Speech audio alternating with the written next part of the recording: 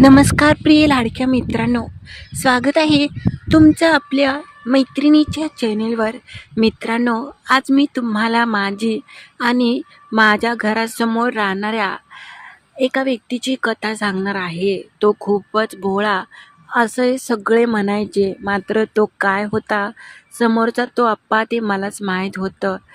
वरून जरी दिसायला भोळा दिसत असला तरी संध्याकाळ यायचा आणि रात्रभर माझा चोळामोळा करून कसे दणके द्यायचा आणि पुढे काय काय करायचा, तीच कथा आज मी तुम्हाला सांगणार आहे. झालं असं की ही गोष्ट साधारणतः 2 ते 3 आठवड्यांपूर्वीचीच आहे. नुकतेच मी परगावावरून इथे राहायला आले होते. म्हणजे मी आधी इथेच होते, मात्र कामासाठी आम्ही बाहेर गेलतो. वर्ष दीड वर्ष मी बाहेरच होते.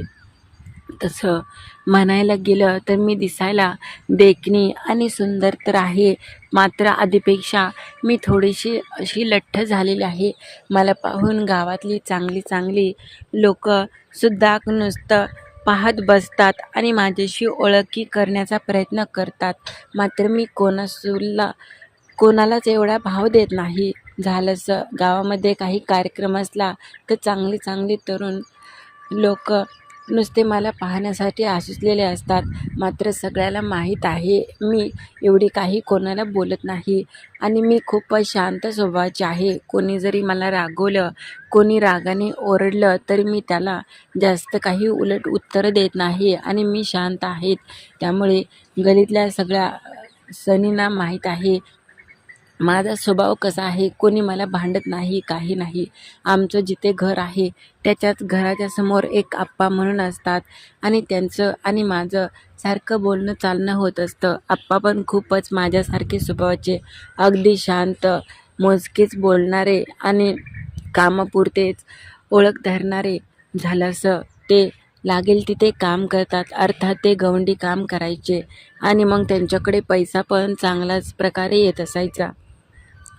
मी तशी कधी काळी त्यांच्या घरी जात असायचे, कारण की त्यांच्या आईचा स्वभाव मला खूपच आवडायचा. त्या खूपच बोलक्या स्वभावाच्या होत्या आणि मला जणू काही मी त्यांच्या घरातलीच आहे असं मला वागवायच्या. कधीकधी जर माझ्या सासूने लवकर वेळेवर जेवायचं नाही धरलं तर मी त्यांच्या घरी जायचे आणि पोटभर जेवण करून यायचे. त्या मला म्हणायच्या की तुला कसली जरी अडचण असली तरी तू माझ्याकडे येत जा. आप्पाचं अजून लग्न नव्हतं झालं, लग्नाचं वय निघत चाललं होतं, मात्र मुलीच भेटत नव्हत्या, कारण की त्यांच्याकडे घरदार व्यवस्थित नव्हतं आणि जमीन जुमला नाही आणि मुली पण भेटत नव्हत्या. खूप मुलीने त्यांना पाहून रिजेक्ट केलं होतं, कारण की ते खूपच शांत स्वभावाचे होते आणि तेवढेच ते लाजोळे पण होते. झालंच एक दिवशी दुपारची वेळ होती आणि मी बसले होते. बसून बसून मला खूपच कंटाळा आला होता आणि आमचा आज बुधवार असल्यामुळे इकडे दिवसभर लाईट नसते आणि लाईट नसलं की मग काय करमत पण नाही. माझ्याकडे मोबाईल पण नव्हता, अगदी साधा मोबाईल होता आणि वेळ पण निघत जात नव्हता. टी व्ही वगैरे बंद होती. मी बाहेर बघितलं की दुपारची वेळ असल्यामुळे सगळे आपापल्या कामाच्या ओढीने निघून जातात आणि शेजापाजारी बाया पण घरातून बाहेर येत नाहीत. त्यामुळे मला आज काहीच कशातच मन लागत नव्हतं. मी रिकामीच होते. म्हणून मग मी आधी जेवण केलं आणि येऊन अंगणात आमच्या खूप मोठं असं झाड आहे, त्याच्या खाली खाट आहे आणि त्याच्यावरती मी बसले होते. घरासमोरच त्यांचं घर आहे आणि त्यामुळे दुपारच्या वेळेस ते म्हणजे आप्पा ते पण घरी एकटेच होते. मला त्यांच्या मोबाईलचा आवाज येत होता. मग काय मी बसले होते, खूप वेळ कंटाळा आला म्हणून मी उठले आणि त्यांच्या घरी गेले आणि म्हटलं काय करताय, आज कामावर गेलेलं दिसत नाही. त्यावेळेस ते म्हटले नाही, आई गेली तिच्या माहेरी आणि दिवसभर मग मी घरी एकटाच आहे. घरी पण थांबायला लागतं ना आणि त्याच्यात थोड्याशा त्या शेळ्या आहेत, त्यांना पण थोडासा चारा आणला आणि मग बसलोय निवांत. आता 2 दिवस ती काही येत नाही. तिच्या माहेरी कोणीतरी आजारी आहे आणि तिकडेच गेली. मी म्हटलं हो का, मला काही म्हटल्या नाहीत आत्या असं काही. त्यावेळेस ते मला म्हटले अहो अचानक फोन आला आणि मग काय ती गेली. तिने तुम्हाला सांगायला लावलं की 2-3 दिवस माझी भाकरी तुमच्याकडेच करायला. त्यावेळेस मी म्हटलं, हो तुम्ही नका काळजी करू, जेवायला संध्याकाळी आमच्या इकडे या, नाही तर मी तुम्हाला भाकऱ्या करून देईन डबा.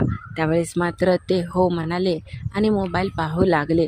मी तिथेच होते. त्यावेळेस ते मला म्हटले, आज कसं काय निवांतच दिसताय?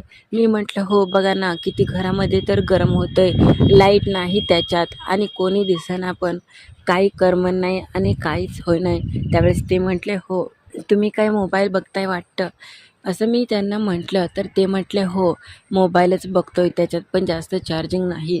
मग त्यांनी मोबाईल ठेवून दिला आणि माझ्याशी बोलू लागले. इकडचे तिकडचे विषय रंगत गेले होते. खूप दिवसानंतर आज मनमोकळेपणाने असे कोणीतरी मित्रासारखे भेटले होते. त्यावेळेस मात्र मी बोलता बोलता म्हटलं की, तुम्हाला एक बोलू का? तुम्हाला जर राग नसेल येणार तर. मी म्हटलं असं. तर ते म्हटले, हां बोला, ह्याच्यात काय रागवण्यासारखं? त्यावेळेस मी म्हटलं, तुम्ही एवढे जवान आणि तरुण आहात, मात्र लग्न होत नसलं म्हणून काय झालं? तुमचं बाहेर कुठेतरी नक्कीच चालू असणार असं मला वाटतंय. त्यावेळेस ते म्हटले, छे छे, मी असला काही वाटलो का तुम्हाला? माझं बाहेर नाही कोणी आणि माझं कुठे एवढं नशीब आहे की कोणी मला हो म्हणेल. तेव्हा मी म्हटलं, अहो तरुणपणात असतंच ना प्रत्येकाचं कोणी ना कोणी प्रेम. त्यावेळेस मात्र मी असा विषय रंगवला. ते शांतच झाले. मी म्हटलं, काय झालं, राग आला का? त्यावेळेस ते म्हटले, नाही हो. मी असं म्हणताच मी खूपच त्यांना विचारू लागले होते आणि बोलू लागले होते. आता ते पण मनमोकळेपणाने मला गप्पा मारू लागले. त्यावेळेस ते मला म्हटले, माझी खूप इच्छा आहे अशी कोणी मैत्रीण तरी असावी जी मला सुख देईल, मी पण तिची चांगली शांत करेन, मात्र असं कोणी भेटत नाही ना. त्यांच्या ह्या गोष्टी ऐकून माझ्या पण अगदी मनात वेगळेच विचार येऊ लागले. त्यावेळेस मी स्वतःहून म्हटलं की, तुम्हाला मी खूप दिवसापासून पाहते, मला तुम्ही खूपच आवडता. तुम्ही एवढे शांत स्वभावाचे, समजूतदार आहात आणि तुमचं मन खूपच चांगलं आहे. मी थोडीशी गोडी लावली तर त्यांना खूपच आनंदित झाला. त्यावेळेस ते म्हटले, खरंच मी तुम्हाला आवडतो का? मी म्हटलं, हो ना.